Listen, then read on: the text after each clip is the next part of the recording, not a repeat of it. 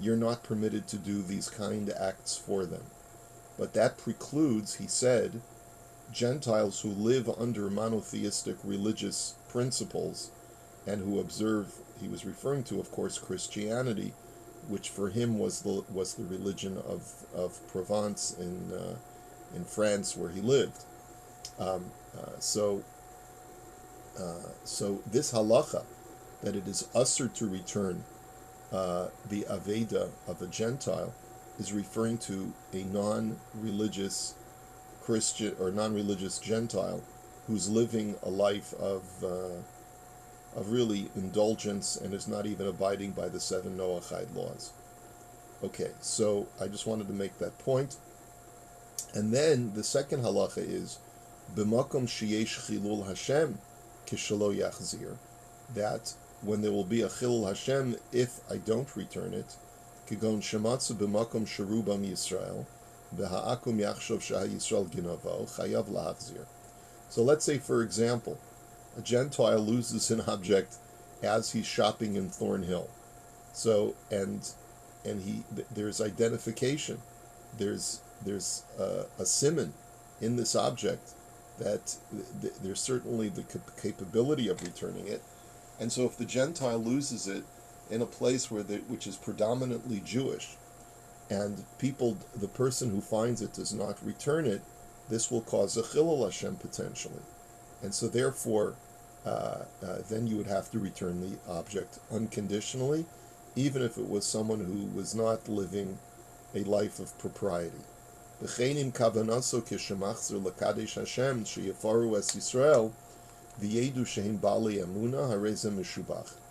even further, let's say it's not a Jewish area, but your objective in wanting to return it to a Gentile is to sanctify God's name and to give a good name to the Jewish people, which is always something that we could use because God knows there's enough chilul Hashem about Jews in the world.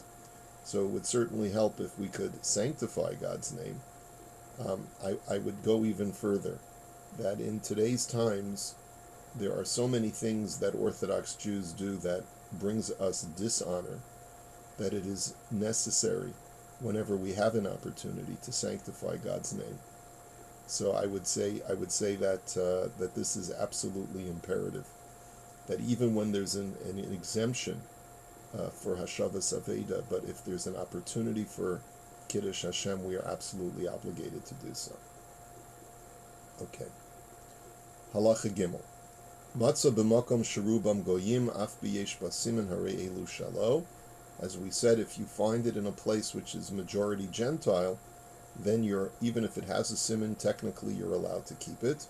Va'afilu im nira shahametzia hi shel Yisrael hi shalo, im hi midvarim shemargishim be'edrusam miyad.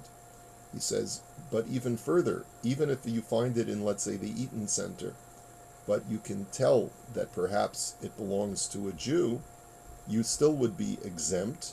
Why? Because because the owner has had yeush. He gives up hope.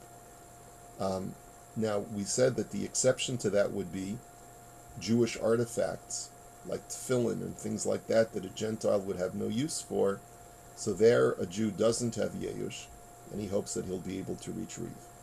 Ach im eno midvarim elu mutar lo lekachta kifi hapratim shenichtov lahalan. But if there's no indication whom it belongs to, so then you'd be allowed to keep it. Sifrei Kodesh v'chein kol tashmishay kedusha chayv la'achris af kishamatzim b'makom shubim goyim kevin shahabolamin misyashim. That's what I just pointed out.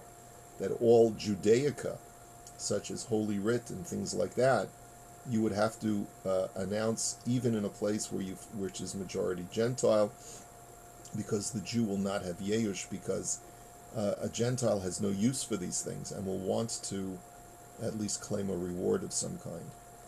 Rov nimdad lefi ha'ovrim v'shavim v'lo lefi toshavei hamakom. And how do you determine if it's majority Jew or majority Gentile?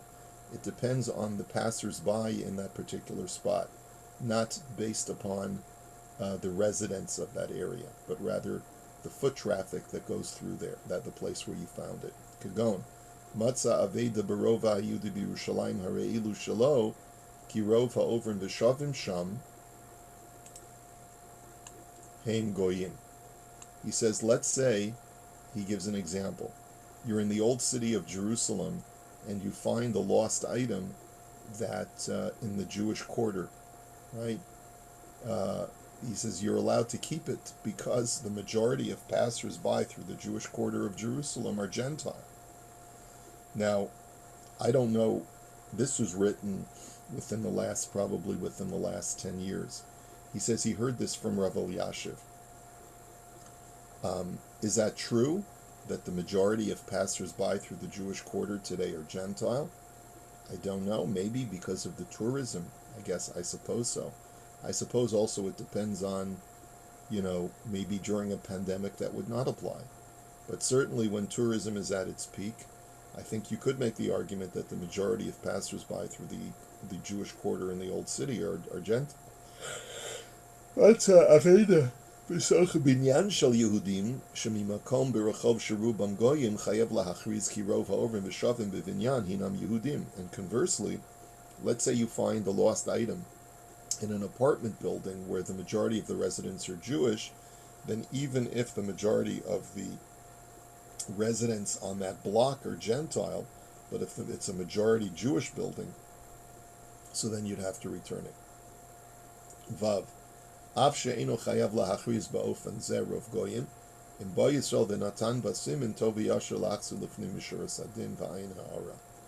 He says, even in a place which is majority Gentile, if someone comes along, if a Jew certainly comes along and says that, this is mine, and he provides a siman, so then even though you can assess that he already had Yeyush, it is proper, at least beyond the letter of the law, to give it back to the Jew. And he says, I refer you to the footnote, and we talked about this before when we looked inside into the Rav Shulchan Aruch. Okay, Avedas Mumar Chadoma, the lost item of a Mumar, which is a Jew who is not observant of the law. And Yehudi Hochel Nevelos Lahachis Apikoros Amachal Shabbos Befarhesia, Dinam Kugoyim Le'inyan Hashavas Avedasam. He says, if a Jew deliberately and flagrantly violates Judaism, he's a heretic. He has the same status as a Gentile, and you're exempt from the mitzvah of Hashavas Aveda. But that's only if he flagrantly violates Jewish law out of contempt for Judaism. But let's say he doesn't violate Jewish law out of contempt for Judaism, but rather because he is simply succumbs to his baser desires. So he professes love for Judaism, but he doesn't have the fortitude to observe Judaism. That's what we call a mumar l'te'avon. So then, such a person, you have still an obligation to do hashavas aveda. And that brings him to the next discussion, which is avedat chiloni.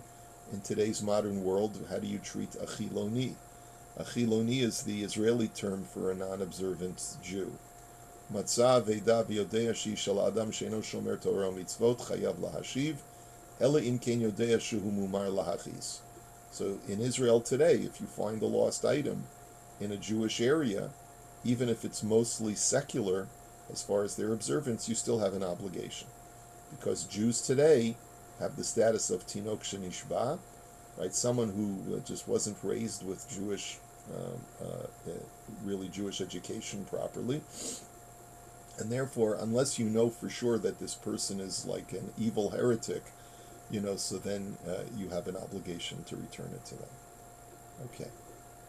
Rabbi, yeah, that's right. Who is the one to determine whether a person would be a tzinoch shenishba or a heretic? Well, I think that in almost every single case today, we would consider them tinok shenishba, and that's the basis of this halacha. In other words, his art, the way that he wrote this halacha is, unless you know for a fact that the guy is a real heretic, which means that he used to live a life of religiosity, he used to have the long beard and the payas, and one day he snapped and left his wife and kids, and like that guy in Shtisel in the first episode, where he calls her from some hotel room in Paris or wherever he was, or in Italy where he had a Gentile girlfriend, right? So that's the kind of guy that if you know for a fact that he knows what Judaism is, but he just snapped and he decided to leave it all, so then maybe you could give that guy the status of a heretic. But even then, I would say, today, in today's world, there is so much estrangement from religion that is a product of the larger culture and society, that even people who were raised in Orthodoxy have a propensity to leave it, not because of any malicious evil that exists within them, but rather because the allure of the zeitgeist is so overpowering. But so I would tell you that for all practical purposes in today's world, everyone to one degree or another is a tinok shenishva. Okay. Matza aveda birachov shirov haovrim v'shavim sham einam shomrim Torah mitzvahs. If you find a lost item on a street where most of the passers-by are non-observant, im erka muat patur milahachriz af b'yesh basimen. So as we learned before, if it has minimal value, we learned this before when we talked about, finding something in the park or wherever it is, and it has minimal value such that the owner himself or herself would not make an effort to track it down. Okay?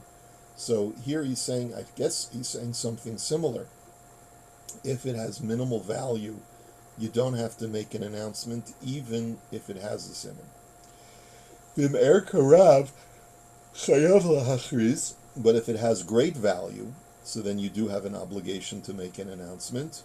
And then there are some. He writes that there are some who are lenient in all such situations. And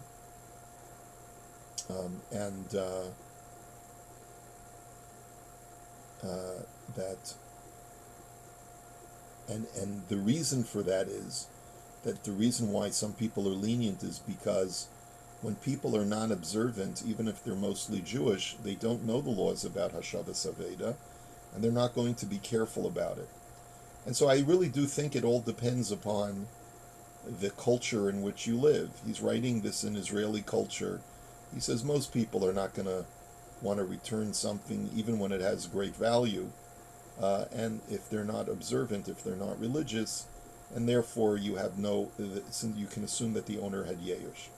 But I don't really believe that's true today. I think that most people do live by ethical standards. I don't know what the percentage is, but I would venture to say that if you lose something of tremendous value that can be tracked down and identified, especially if the finder notices that it has sentimental value, like an engagement ring or a piece of jewelry that has an inscription on it, I think there are a number of people who would want to return it, and therefore maybe even if you find it in an area where people are secular, the owner would not necessarily be miyash if it has a very clear identifying siman on it.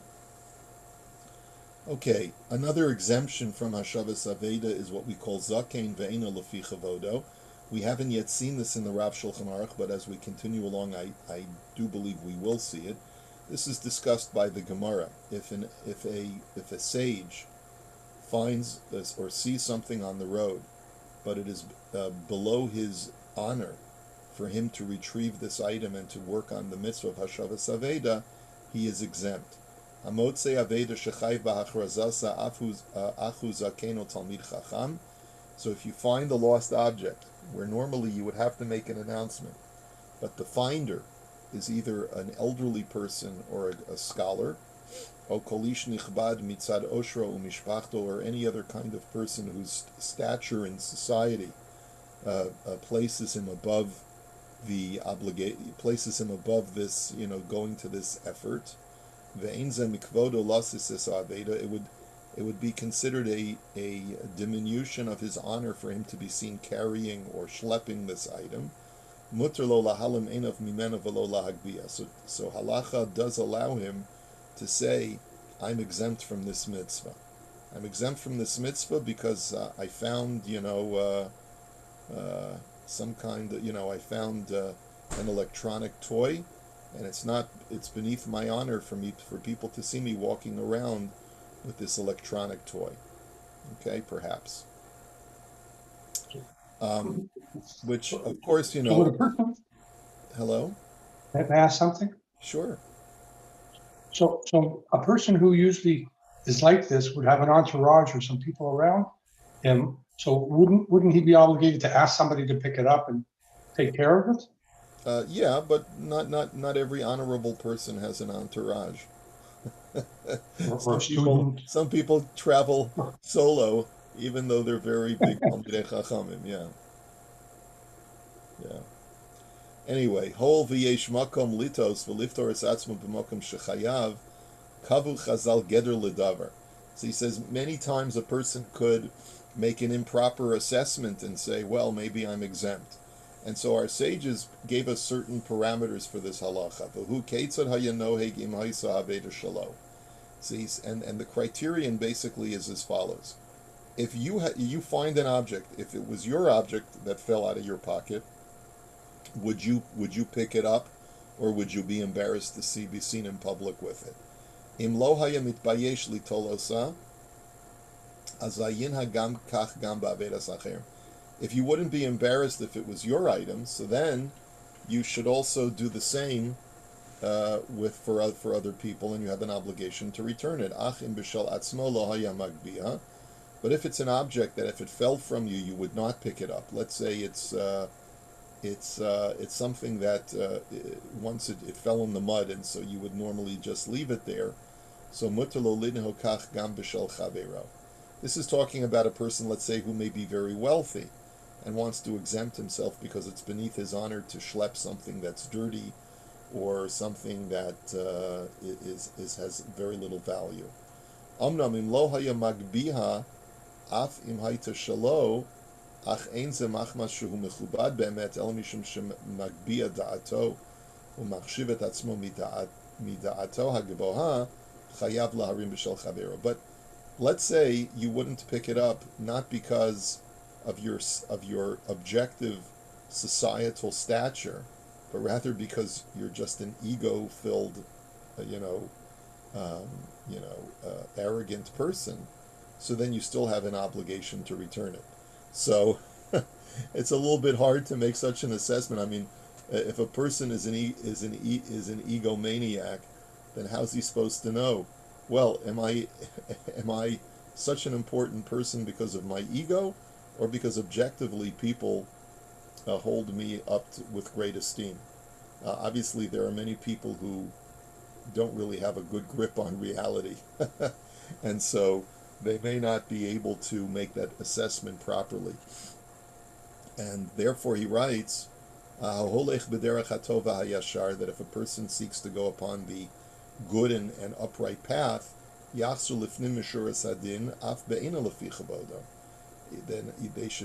every person should make an effort to do this mitzvah, even if it's beneath his dignity, and he can find an exemption. V'yesh osrim b'talmid chacham lahachzir, sherak al kavodo yochel limchol al bizyano asur lo limchol. There are those, however, who say that if it's a Talmid Chacham does not have a right to be mochel, or to forgo his honor. I can forgo my personal honor, but I can't forgo the honor of the Torah.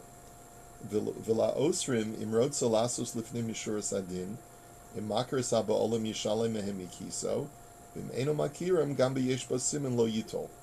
According to this latter opinion, if you can identify who the owner is, let's say, so then you should leave the object there and then just pay them what the cash equivalent of that object is. But if you don't know who the owner is, then according to this latter opinion, you should not pick it up. Gam la'osrim hapoter asma machmas nichbaduto tzarech lasos lifnim mishuras adin.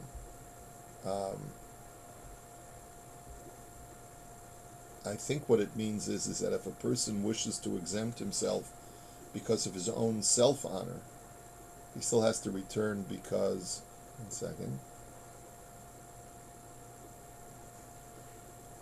Oh, in other words, if he's an honored person, but he's not honored because of his Torah erudition, but is honored because of other reasons, he still has to he should always act above the letter of the law and still return it. In other words, I may say to myself uh, um, that I'm a great scholar, I'm a great Torah scholar, but that's not why I'm honored. And in that case, you should still return it. Ra aveda v'igbiya b'makom shekayem ha'ptur shel zaken ve'eno lefi chvodo im hi metaltalin yochel lahachzir haveda limekoma. If you did pick up an object and then someone tells you, hey, you're exempt because it's beneath your honor to return this, so then you can just put it back in its place. Okay? Imrak b'tchilat haderech mimakom etzias aveda lokiyim ha'ptur shel zaken ve'eno lefi chvodo ach behemshech haderech kayam ha'ptur tamid chacham yanichenu sham v'chol adam yirei shamayim yachmir litol lachzira ad liba'alim. So, similar halacha, that if you all of a sudden become an honored Talmid Chacham after you've already picked up the object, so then technically, according to the opinion that a Talmid Chacham cannot forego his honor, you can just drop it where you are. But every other person who is God-fearing should be stringent upon himself and try to always fulfill the mitzvah of Hashavas Aveda, even if it's even if there's an assessment of lowered honor. Another example of an exemption is Kohen Shara Veda Beveis HaKvaros Asur Lo Liyikanes Kedei Litlo Lachriz Aleha. Let's say I'm a Kohen and I see a lost object in a cemetery, and I would have to violate the halacha in order to retrieve the object. So therefore, I'm exempt in that case. Achim hi rechoka dalet amos mikever ve'in davar shemal beno ve'in hakever chayiv lit lo lachriz aleha. But that's only if I have no halachic ability to access the lost item. But let's say it's in a cemetery, let's say, in Pardei Shalom, where they have a road. And if it's on the road, so then a Kohen would be allowed to go there as long as it's 4 amos away from any graves, so then a Kohen would have an obligation. Another example is, let me just see how much more we have of this. So why don't we leave the rest for, we'll leave the rest for tomorrow. Bezrat Hashem will finish the chapter tomorrow, where he talks about a lost item that there's no opportunity to salvage it,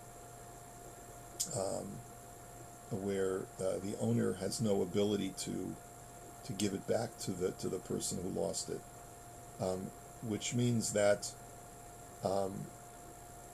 let's say it gets thrown into the ocean, so that the owner had no way of retrieving it ever. It was lost from the world. So that's something that we'll learn about in Mitzvah Shem tomorrow. Okay.